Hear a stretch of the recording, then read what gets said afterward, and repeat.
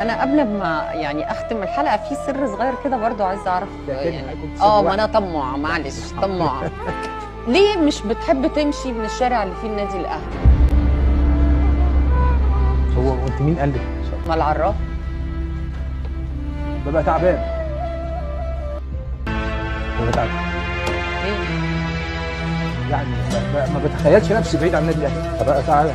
بتجنب ان انا ابص للنادي الاهلي. تبقى الدموع دي كده في العين. لما بهتم.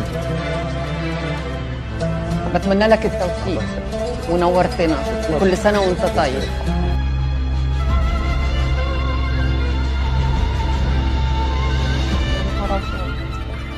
نختم بقى. ده ايه ده حب ولا أكيد. وحشه ولا ايه؟ كل سنه وانت طيب.